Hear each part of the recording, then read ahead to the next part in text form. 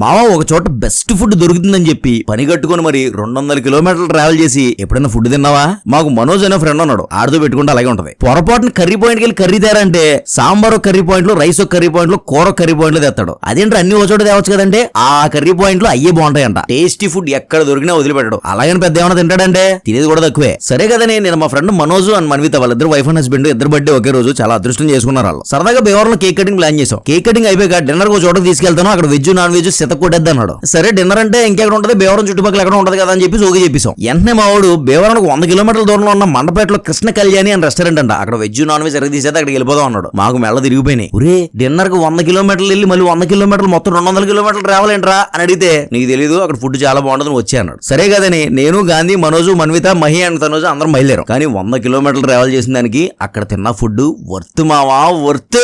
వెళ్ళింది చూసి రావడం వల్ల నేను మహి గారు నాన్ వెజ్ తిన్నాం. సో మేము వెజ్ ఆర్డర్ ఇచ్చుకున్నాం. వెజ్ చికెన్ అంట స్టార్టర్ ఎర్రకొట్టేసింది అంతే. వెజ్ లో ఇంకో స్టార్టర్ బేబీకార్న్ ఫింగర్స్ అంట, ఈ కూడా టేస్ట్ చంపేసినాయి అంతే. ఇంకా మేము ఇచ్చిన ఆర్డర్ వచ్చేసి royal chicken, SP dry fish, veg chicken ghee roast, mutton corn soup, crab cutlet, mutton keema biryani, veg mutton moon biryani, Palnadu chicken biryani, SP curd rice. అసలు దేనికి దానికే టేస్ట్ ఎక్స్ట్రాడినరీ మావా. వెళ్ళిన దానికి అందరం ఫుల్ సాటిస్ఫై అయ్యాం. బిల్లు కూడా రీజనబుల్ గానే అయింది. మొత్తం 6 వెళ్ళాం. బిల్లు 3680 రూపాయలు అయింది. మరి మీరు కూడా ఒకసారి అక్కడ వెజ్ అండ్ నాన్ వెజ్ రెండు ట్రై చేసి టేస్ట్ ఎలా ఉందో కామెంట్ సెక్షన్ లో కామెంట్ చేయండి.